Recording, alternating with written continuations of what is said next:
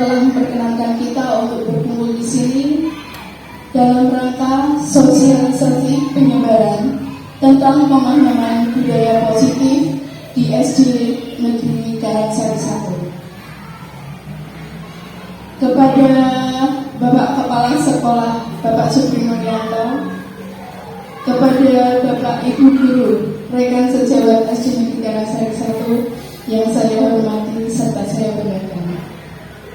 Saya ucapkan terima kasih banyak karena sudah mendukung saya untuk mengikuti pendidikan guru penggerak di angkatan 7 dari Kabupaten Demak. Perkenalkan, nama saya Eka Emawati, SPDSD, CGP angkatan 7 dari Kabupaten Demak. Bagaimana Bapak Ibu guru semuanya? Ini sudah dijelaskan. Masih semangatkah untuk mengikuti sosialisasi ini? Yuk, lebih semangat lagi. Masih semangatkah untuk mengikuti? Biar untuk membuktikan lebih semangatnya lagi, kita bergoyang-goyang dulu ya.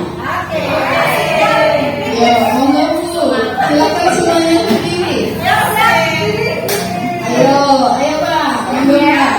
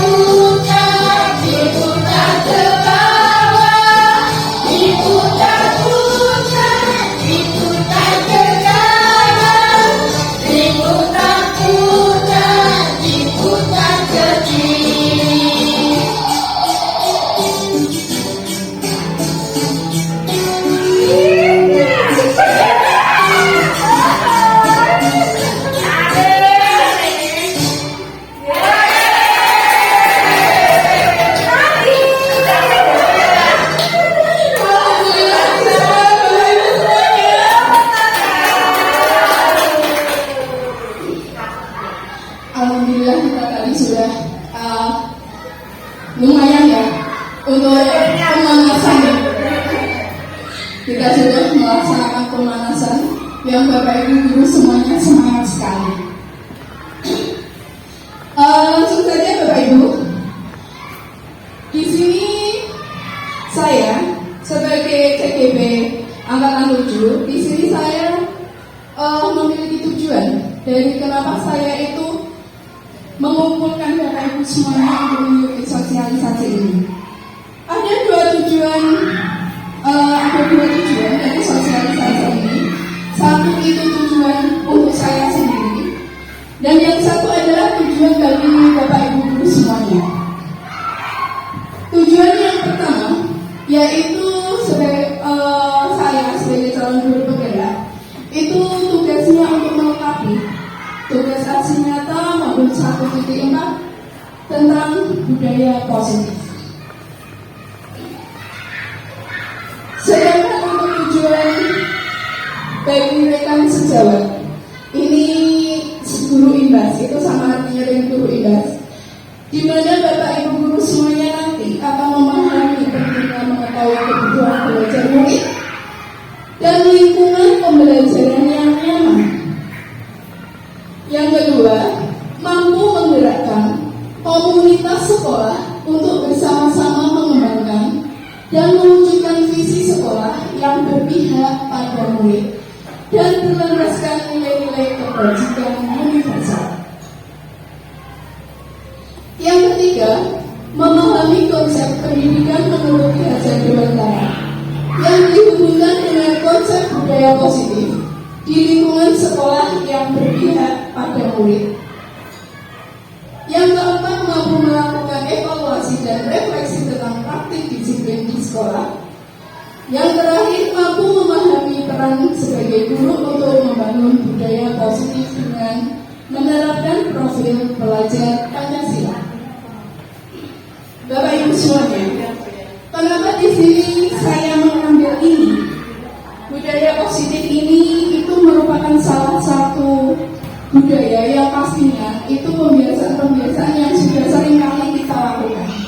Tetapi kadang-kalanya kita itu tidak tahu pembiasaan apa atau yang sudah kita lakukannya termasuk dalam budaya positif itu. Itu setiap hari kita lakukan, Bapak Ibu. Panjenengan semuanya melakukan pembiasaan-pembiasaan positif di mana anak-anak mengikuti aturan-aturan yang sudah kita buat, baik aturan di sekolah maupun aturan di kelas. Pembiasaan untuk melaksanakan piket, pembiasaan untuk mengikuti upacara bendera, pembiasaan ketika mau masuk kelas berbaris itu merupakan salah satu kebiasaan positif. Untuk slide selanjutnya, Pak. Oke. Latar belakang yang kedua. Slide kedua. Slide 3 ya. Untuk itu di sini saya akan membuat rancangan tindakan aksi nyata dari modul 1.4. Slide selanjutnya, Pak. Aksi nyata yang saya buat ini adalah upaya penerapan budaya positif di sekolah melalui kesepakatan dan keyakinan kelas. Baik, di sini saya akan menjelaskan dulu latar belakang dari keyakinan kelas yang saya buat tadi.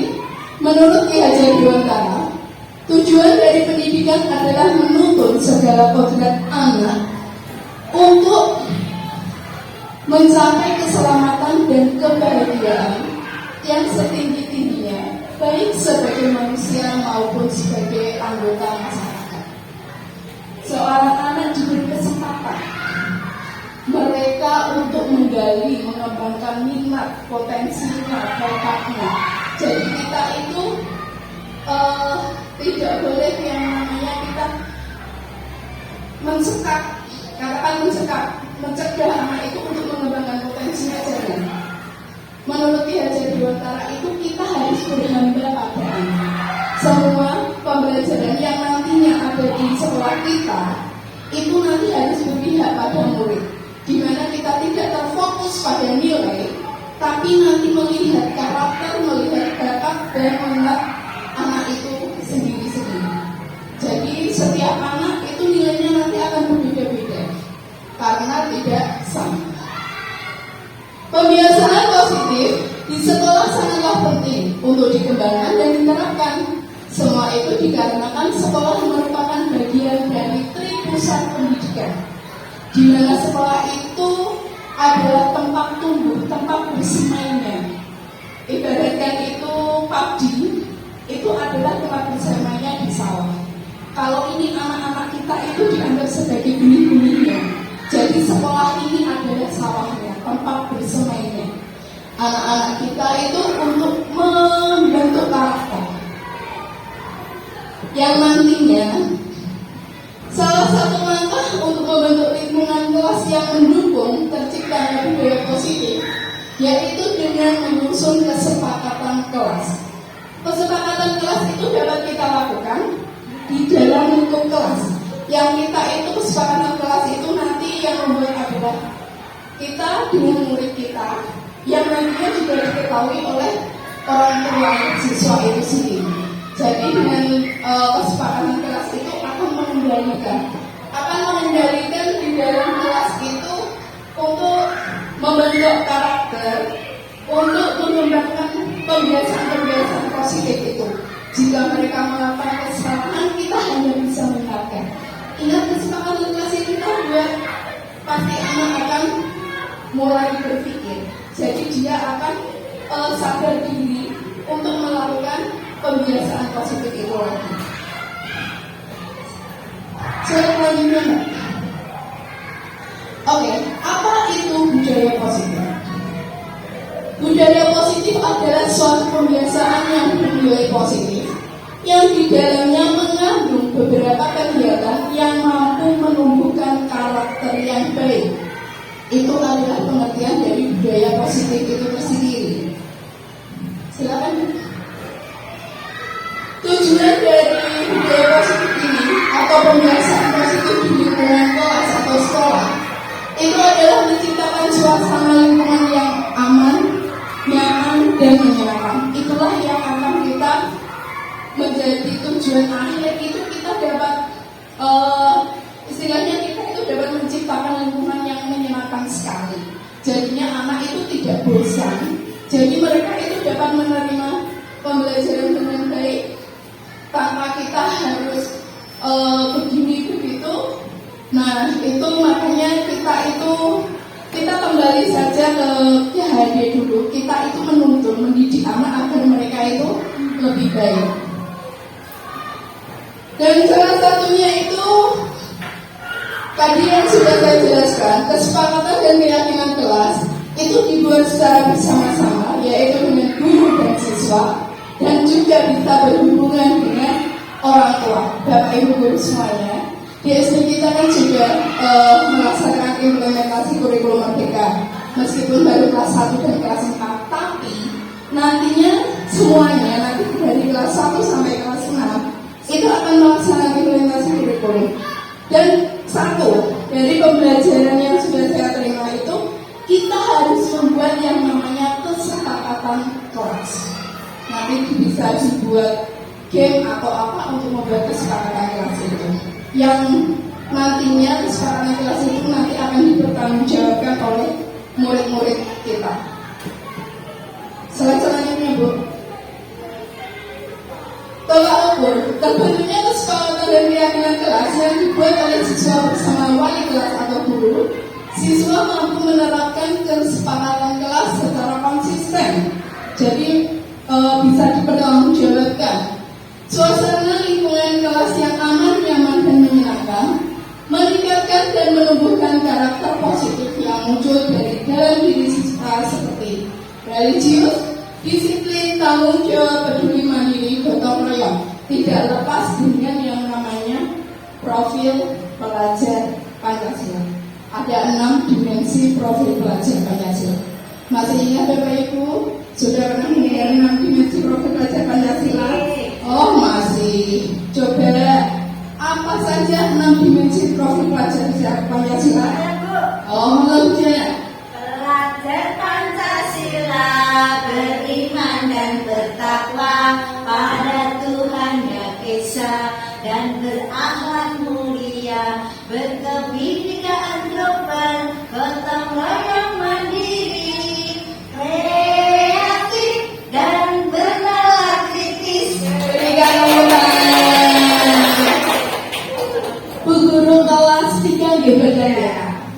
kelas 3 itu masih kemarin mungkin ya. Super. Tapi hebat sekali. Enam dimensi profil pelajar Pancasila itu harus kita selalu terapkan dalam kehidupan di sekolah, dan itu nantinya juga bisa berlanjut di kehidupan di masyarakat maupun nanti negara. Itu dengan tujuan akhir adalah untuk membentuk yang namanya pendidikan yang berkarakter. Slide selanjutnya, Bu.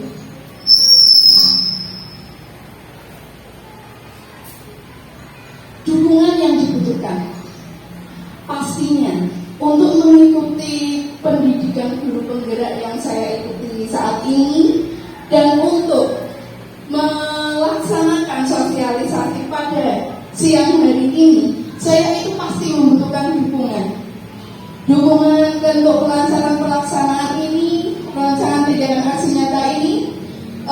Saya itu membutuhkan dukungan dari kepala sekolah, dari rekan-rekan guru, dari siswa, dan orang tua siswa itu. Tanpa komponen itu, nonsens sekali saya untuk melakukan rancangan aksi tidak nyata ini, aksi nyata ini. Slide selanjutnya, Bu. Nah, untuk itu,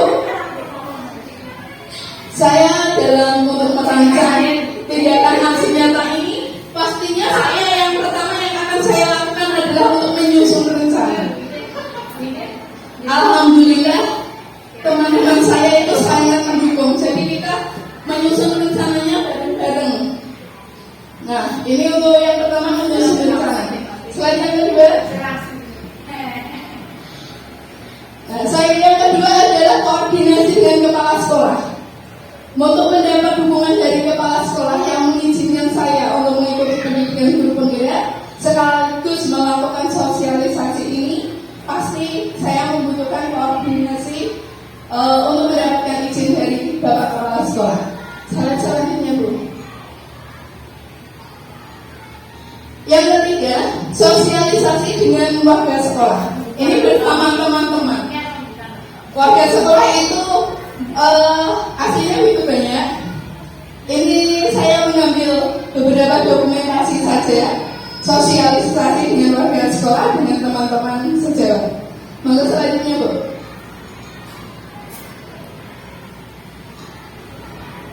Yang keempat, sosialisasi dengan peserta didik. Kita bisa melaksanakan sosialisasi tentang budaya positif dengan peserta didik kita, dapat kita lakukan di dalam kelas maupun ketika kita melaksanakan upacara bendera di lapangan. Jadi kita secara luas kita bisa sosialisasi di situ kepada anak-anak dari kelas 1 sampai kelas 6. Selanjutnya, Bu. Keyakinan kelas. Seperti tadi yang saya bilang, kita dalam kurikulum Merdeka, implementasi kurikulum Merdeka ini, kita akan membuat yang namanya keyakinan kelas dan kesepakatan kelas yang kita buat bersama anak didik kita. Di situ saya mendokumentasikan anak didik kita ketika membuat kesepakatan kelas. Jadi kita bisa membagikan kertas-kertas kecil di mana mereka, apa yang ada di pikiran mereka bisa mereka tuangkan untuk kita nanti tempelkan, dan kita bisa melakukan kesepakatan kelas itu dengan suara terbanyak. Apa yang ditulis mereka itu bisa kita kelompokkan di situ. Selanjutnya, Bu.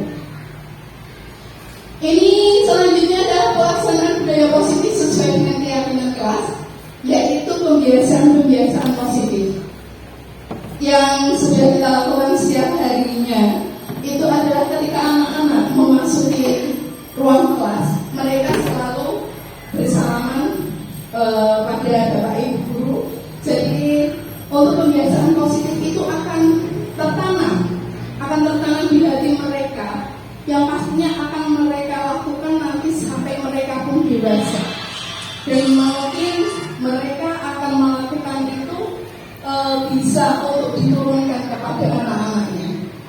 Selanjutnya, Bu.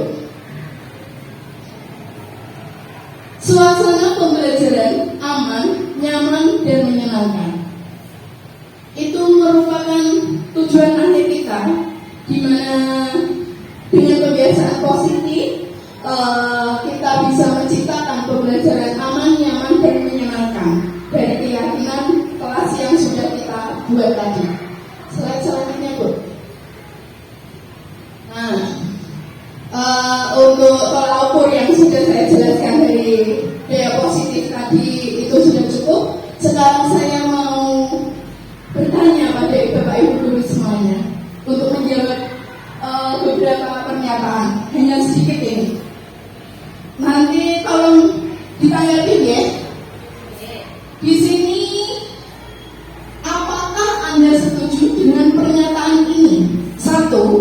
Hukuman dapat mendisiplinkan anak.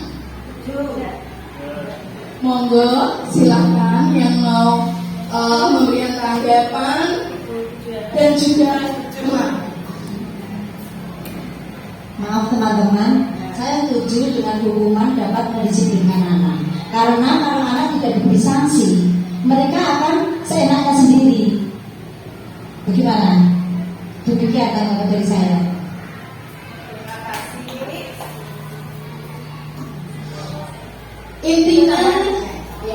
Intinya hukuman bukan hukuman fisik, bukan hukuman yang apa ya, yang berat ya. Hukumannya intinya untuk mendidik, mendisiplinkan anak agar tidak melanggar. Intinya dari Bu Joanna ini, hukuman dapat mendisiplinkan anak, itu setuju ya? Setuju ya? Oke. Nanti untuk penjelasannya nanti akan saya jelaskan di sesi yang nanti. Sekarang saya lanjutkan dulu. Memberikan penghargaan atau reward mampu meningkatkan motivasi belajar anak. Monggo silakan yang mau memberikan. Ya, penghargaan atau reward itu bisa meningkatkan motivasi belajar anak, itu saya setuju. Sebab dengan memberikan penghargaan, maka dia lebih semangat lagi, berusaha lagi supaya dia bisa.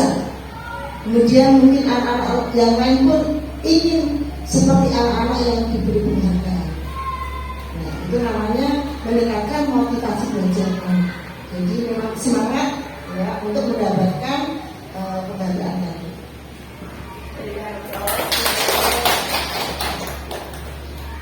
Memberikan penghargaan atau reward mampu meningkatkan motivasi belajar anak. Dari Bu Rahyaton berarti setuju ya?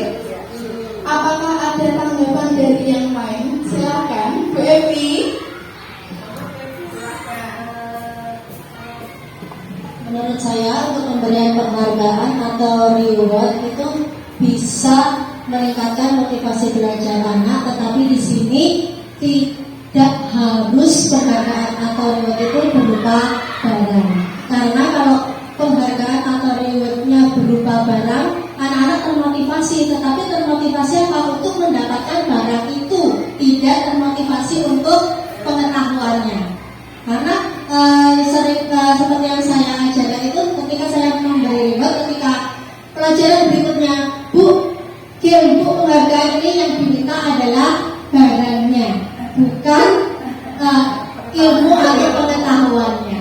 Jadi boleh memberikan penghargaan atau reward, tetapi tidak hanya berupa barang. Misalkan bisa berupa pin atau bisa berupa bintang atau tepuk tangan dan sebagainya. Kalau pemberian barang setiap hari, saya rasa tidak boleh. Sesekali. Ya, kalau berjalan gurunya yang menurut saya seperti itu. Terima kasih. Bagus sekali tadi jawaban dari Bu Evi untuk memberikan penghargaan atau reward mampu meningkatkan motivasi belajar anak. Untuk jawabannya Bu Evi itu setuju, tapi juga tidak setuju. Ya kan, Be? Ada tanggapan yang lain? Bu Sri monggo memberikan tanggapan. Boleh yang lain? Langsung saja. Hukuman dapat mengingatkan anak, memberikan penghargaan atau reward, mampu meningkatkan motivasi belajar anak. Nah, ini untuk menemukan jawabannya, kita akan melihat slide selanjutnya. Monggo, Bu. Di atas yang itu. Nah, itu maksudnya. Oke. Dalam budaya positif ini, pembahasan dalam modul 1.4 itu dieksplorasi konsep utama. Dalam modul budaya positif itu ada tentang disiplin positif dan nilai-nilai kebajikan universal. Ada teori motivasi, hukuman dan penghargaan, keyakinan kelas, kebutuhan dasar manusia, 5 posisi korong, dan segitiga restitusi. Monggo, Bu, slide selanjutnya, Bu. Apa makna dari disiplin itu? Monggo, Bu, dibacakan. Tidak, monggo, Bu, tidak dibacakan. Makna dari disiplin. Disiplin berasal dari bahasa Latin disciplina yang artinya belajar. Dalam budaya kita, makna kata disiplin telah berubah menjadi sesuatu yang dilakukan seseorang pada orang lain untuk mendapatkan sebuah kepatuhan. Sedangkan dalam kata umum menghubungkan kata disiplin dengan ketidaknyamanan, bukan dengan apa yang kita hargai atau pencapaian suatu tujuan yang mulia. Terima kasih juga, Bu Ida. Apa makna dari disiplin? Disiplin itu tidak harus berarti hukuman ya Bapak Ibu ya. Nah, disiplin itu kalau sepengetahuan kita, dulunya kita itu menganggap itu disiplin itu harus dihukum. Maaf Bapak Ibu, itu adalah salah. Jangan semua kita anggap disiplin itu harus dihukum. Ya, itu adalah salah. Disiplin itu artinya belajar. Jadi intinya itu dari ketika kita menerapkan disiplinan itu, kok ini salah? Kita harus mencoba untuk meluruskan. Jadi kita itu belajar bagaimana cara untuk mendisiplinkan. Jangan sedikit-sedikit kamu harus disiplin, kamu harus dihukum. Jangan. Di sini pun makna umum dari kata disiplin itu identik seperti yang tadi saya bilang, identik dengan ketidaknyamanan. Aku ini nak mau disiplin itu takut, karena aku itu pasti nanti dihukum. Jadi perlunya Bapak Ibu itu untuk menuntun mendidik anak dalam penerapan budaya positif itu adalah memberikan pengetahuan, memberikan penjelasan, pemaparan tentang disiplin itu bagaimana. Jadi mereka itu tidak takut kalau Bapak Ibu itu mau menerapkan kedisiplinan itu tidak takut. Selanjutnya, Bu, nilai-nilai kebajikan universal. Nilai-nilai kebajikan universal ini sifatnya itu positif. Dalam artinya itu manusia itu merupakan tujuan dari setiap individu, di mana nilai-nilai tersebut itu universal, lintas bangsa, suku bangsa maupun agama. Dan setiap perbuatan pasti memiliki suatu tujuan. Bapak Ibu semuanya, panjenengan di kehidupan Bapak Ibu semuanya pasti memiliki yang namanya tujuan hidup. Betul. Pastinya memiliki tujuan hidup, yang pastinya juga itu adalah tujuannya yang baik. Nggak mungkin tujuan hidupnya itu jelek-jelek itu ya. Jadi itu bisa diterapkan di nilai kebajikan ini. Dengan mengaitkan nilai kebajikan yang diyakini oleh seseorang, maka akan muncul motivasi dalam diri terbangun, sehingga akan menggerakkan motivasi untuk mencapai tujuan mulia. Jadi nilai kebajikan itu, Ibu, Bapak Ibu, itu bisa muncul dari motivasi dalam diri. Istilahnya itu ada panggilan hati, tergerak hatinya maka dia itu akan melakukan hal itu dengan ikhlas. Jadi itu sangat berpengaruh sekali, motivasi dalam diri sendiri, atau sering juga disebut dengan motivasi intrinsik yang muncul dari dalam dirinya sendiri itu. Maka itu akan melangkah. Kalau eksternal, motivasi eksternal itu dari luar, itu ibarat kita itu mendengarkan terus mengeluarkan. Kalau yang dalam diri itu akan melekat terus. Jadi itu nilai kebajikan itu bagaimana cara kita untuk mengeluarkannya, kita juga harus berusaha ya. Selanjutnya Bu. Oke. Teori motivasi perilaku manusia yang tidak seperti tadi yang saya jelaskan, itu adalah motivasi internal. Itu adalah motivasi yang bersumber dari dalam diri seseorang, dan motivasi eksternal yang bersumber dari diri orang yang bersangkutan. Kalau yang eksternal itu tadi dapat pemasukan dari teman-temannya, kadang didengarkan lalu dikeluarkan, itu dalam penerapan nilai kebajikan kurang pas. Jadi itu motivasi internal itu yang paling penting, yang muncul dari dalam dirinya masing-masing. Selanjutnya Bu, nah, dihukum oleh penghargaan. Nah, seperti tadi Bu Juana, Bu Rohyana. Pada dasarnya sebuah penghargaan itu, yang pertama itu tadi apa Bu Juana? Panjangnya bisa dibuka slide-nya tadi Bu, yang pernyataan hukuman dapat mendisiplinkan anak. Hukuman dapat mendisiplinkan anak. Tadi setuju ya? Kembali tadi Bu.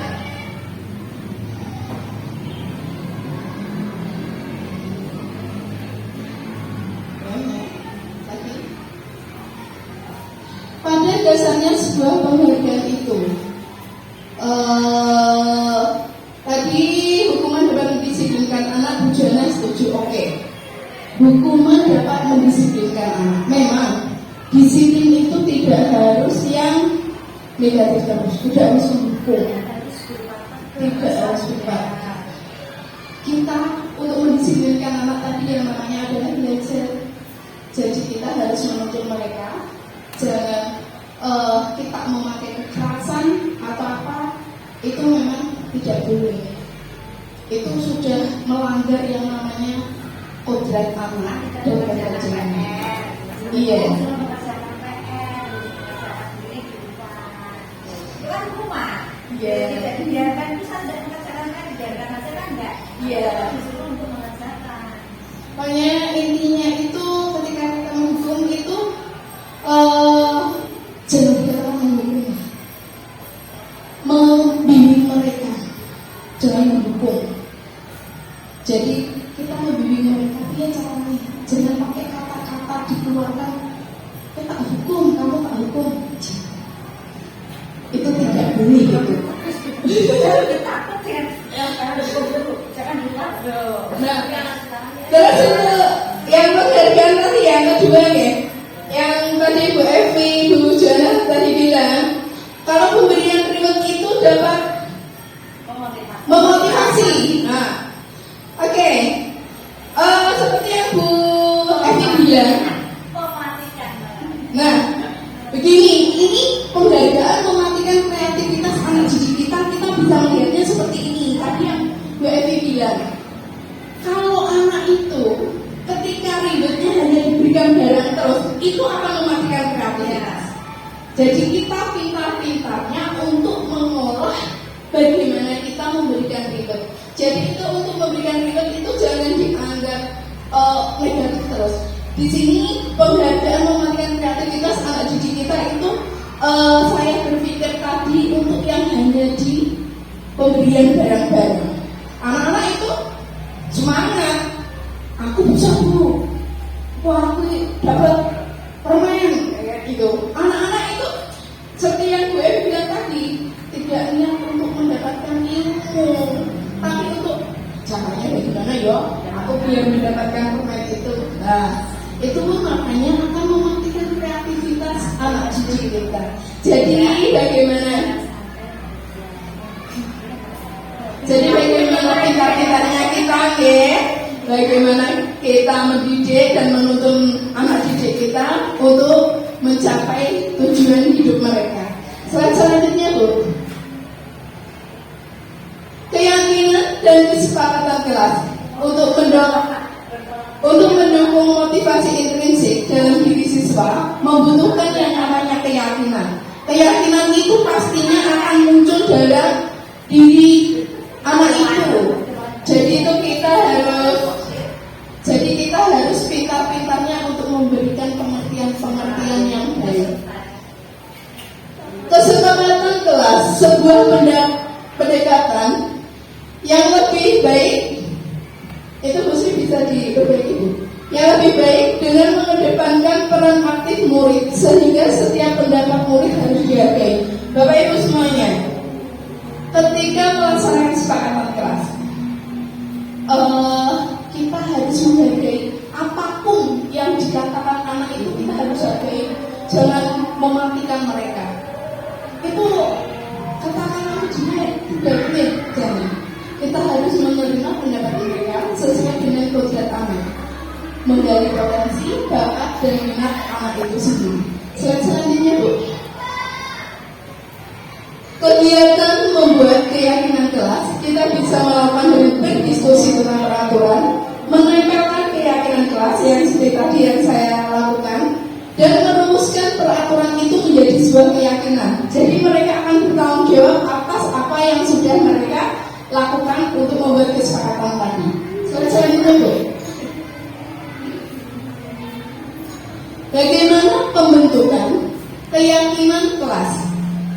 Hal-hal yang penting dalam pembentukan keyakinan kelas itu dapat berupa pernyataan, dibuat dalam bentuk yang mencerminkan budaya positif, kalimat singkat agar mudah diingat, jadi tidak perlu panjang lebar Bu. Tidak boleh datang terlambat, tidak boleh datang terlambat karena ini jangan. Menyesuaikan kondisi kelas agar mudah diterapkan, semua dilibatkan dalam pembuatan keyakinan kelas. Kita tidak boleh membeda-bedakan. Harus semua, mau yang pintar, mau yang bodoh, mau yang tidak bisa baca, itu semua harus kita libatkan. Jangan dibeda-bedakan ya. Selanjutnya Bu, nah ini contoh keyakinan kelas yang simpel saja. Datang tepat waktu, sekolah tepat waktu ya. Tidak boleh bertengkar, tidak mengejek temannya, melaksanakan piket kelas, tidak bermain di dalam kelas. Ini adalah hasil kesepakatan dari anak-anak kelas 4. Selanjutnya Bu, kebutuhan dasar manusia. Di sini kebutuhan dasar manusia adalah ada 5 kebutuhan dasar manusia yang harus terpenuhi Bapak Ibu. 5 kebutuhan dasar ini harus kita penuhi, yaitu yang pertama adalah survival, bertahan hidup. Bagaimana cara kita agar bisa selalu bertahan hidup. Yang kedua, cinta dan kasih sayang, love and belonging. Kita itu harus mencintai dan memberikan kasih sayang pada anak didik kita. Yang ketiga adalah penguasaan power. Yang keempat, kebebasan freedom, kebebasan merdeka. Seperti kemarin yang dijelaskan, kita itu merdeka. Jangan dianggap merdeka itu merdeka yang bebas tanpa ada arahan. Kemerdekaan itu harus ada arahannya. Yang terakhir adalah kesenangan, fun. Bagaimana kita akan membuat anak didik kita itu mempunyai rasa yang nyaman, sehingga itu akan menciptakan suasana belajar yang menyenangkan. Dengan suasana belajar yang menyenangkan, maka pembelajaran akan lebih kondusif. Selanjutnya Bu, oke, ini adalah 5 posisi kontrol. 5 posisi kontrol ada penghukum, ada pembuat rasa bersalah, ada pemantau, teman, dan manajer.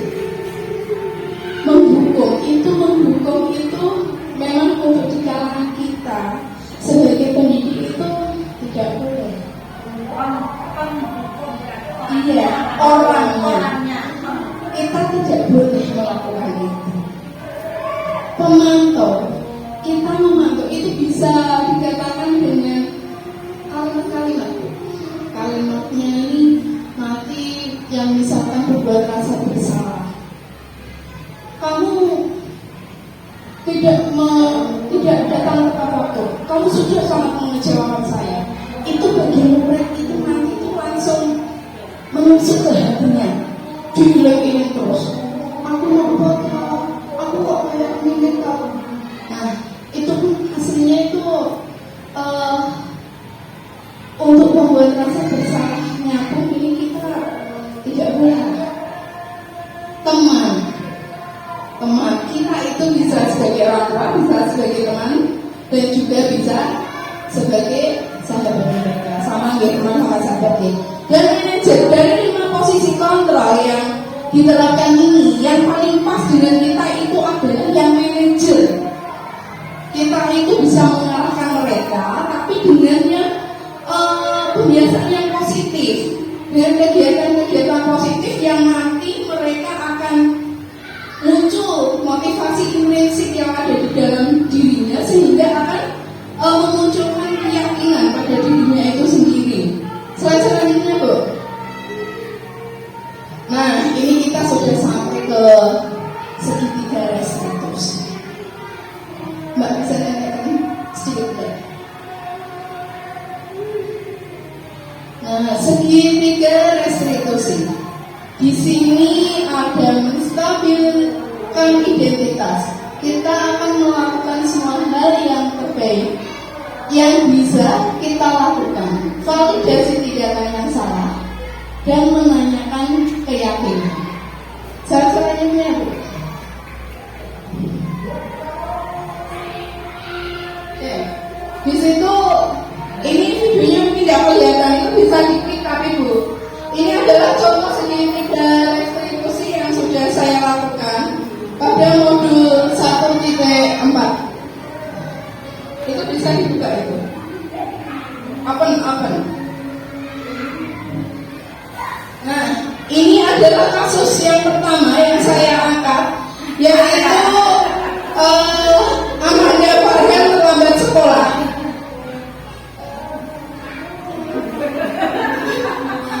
Gurunya pikir.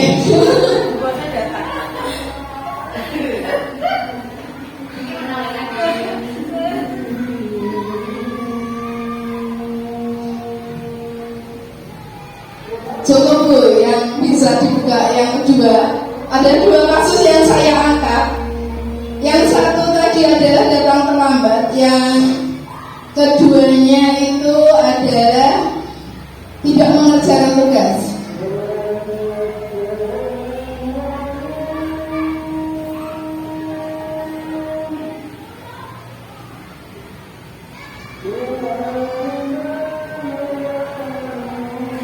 Di sini dia itu memang jujur.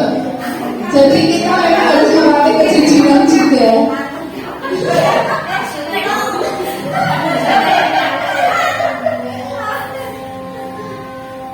Itu anaknya di sini, Bu.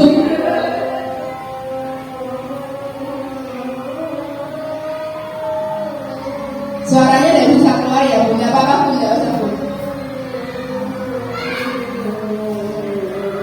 Sudah, Bu.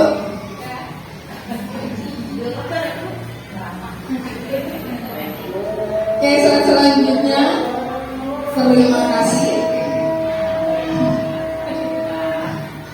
Nah, untuk sesi berikutnya, Bapak Ibu Guru semuanya, alhamdulillah wa syukurillah, materi yang saya paparkan untuk di modul 1.4 budaya positif tentang penerapan budaya positif dengan menerapkan keyakinan dan kesepakatan kelas sudah selesai.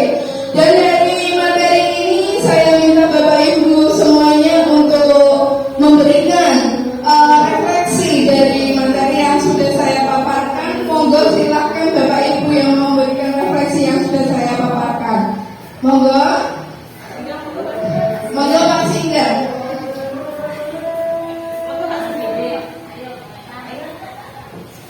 Terima kasih atas waktunya kepada saya untuk paparan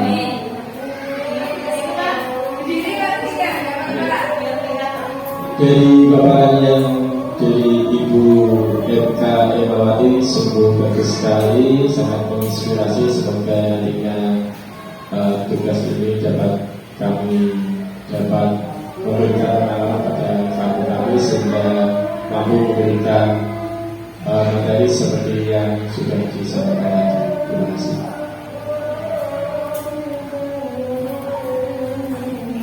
Silakan refleksi yang kedua yang bisa dijelaskan dari materi yang saya sampaikan itu bisa di.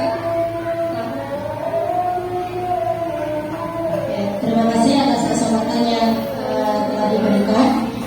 Untuk materi yang sudah disampaikan pada hari ini pada sosialisasi penyebaran tentang pemahaman budaya positif, yang saya bisa ambil di sini bahwa ketika kita mengajar, kita tidak perlu memberikan hukuman yang berupa kekerasan kepada peserta didik kita, karena dengan adanya hukuman mungkin peserta didik itu akan menjadi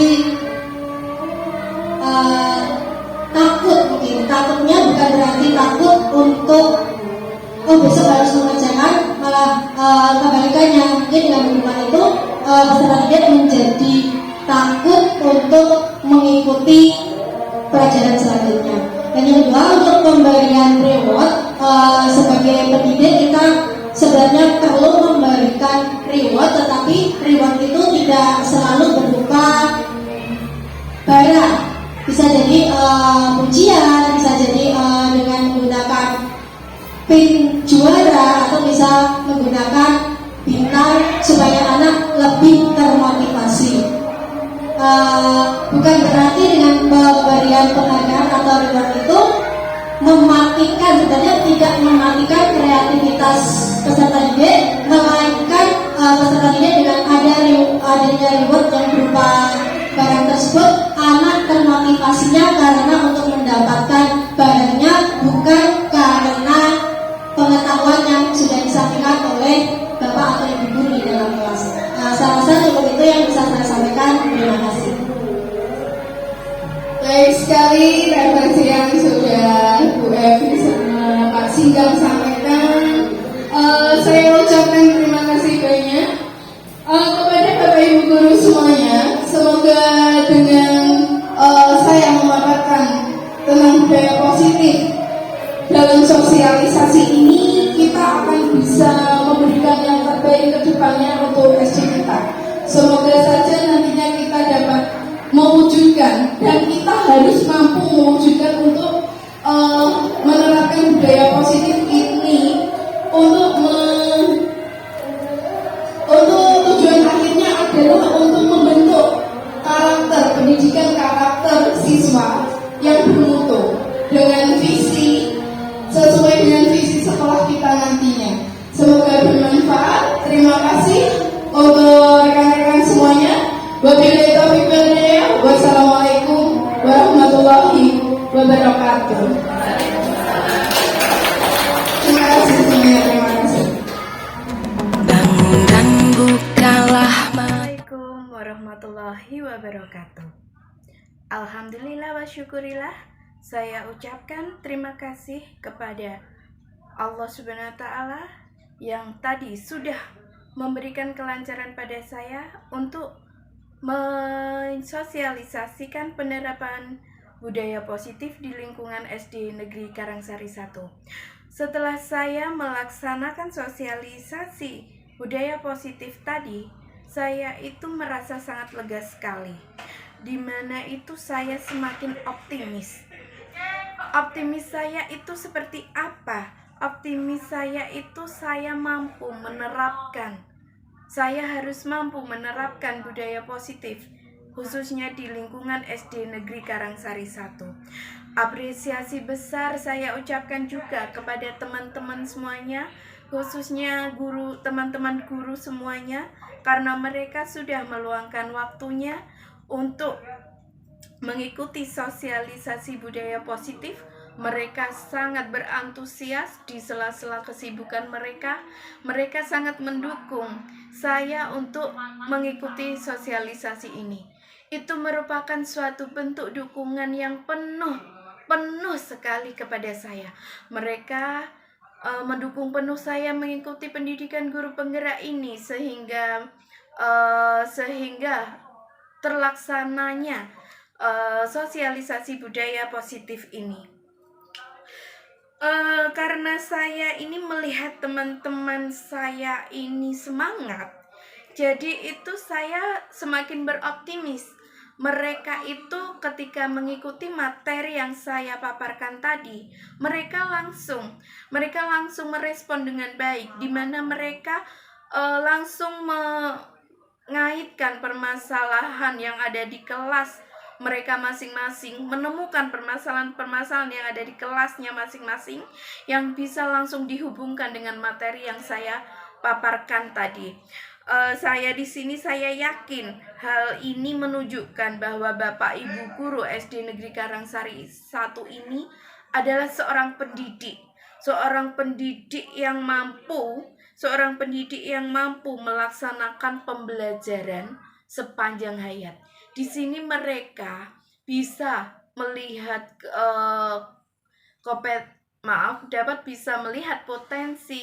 dapat melihat potensi anak itu masing-masing.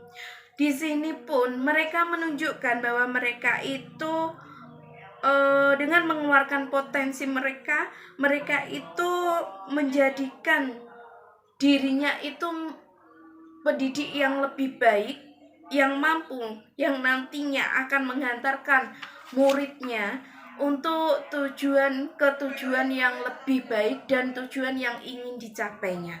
Mampu menciptakan pendidikan yang berkarakter, berprofil pelajar Pancasila, dengan tidak melupakan pembelajaran yang berpihak pada murid. Saya sebagai seorang calon guru penggerak ini, jika Bapak Ibu guru di SD Negeri Karangsari 1 mengalami permasalahan-permasalahan yang ada di kelasnya masing-masing, saya siap untuk berkolaborasi, untuk membantu mereka untuk menyelesaikan permasalahan-permasalahan yang ada di dalam kelas masing-masing.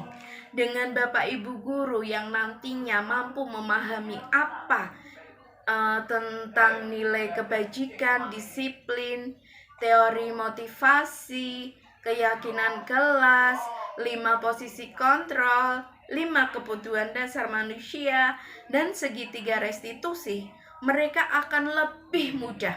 Saya yakin sekali mereka akan lebih mudah untuk menyelesaikan permasalahan yang ada di dalam kelas masing-masing. Selain itu juga, kita harus menerapkan yang namanya pembiasaan-pembiasaan positif, di mana pembiasaan positif itu harus kita terapkan, harus kita tanamkan sejak dini. Kenapa kita terapkan sejak dini? Karena itu progresnya itu tidak instan. Jadi progresnya itu butuh tahap bertahap, sedikit lama, tapi dengan hasil yang nantinya adalah hasil yang baik, di mana pembiasaan positif itu akan tertanam, akan ada dalam keyakinan pada diri mereka, sehingga muncul yang namanya motivasi intrinsik dalam diri mereka. Karena itu kita harus tanamkan sejak dini. Cukup sekian yang dapat saya sampaikan. Wabillahi taufik wal hidayah. Wassalamualaikum warahmatullahi wabarakatuh.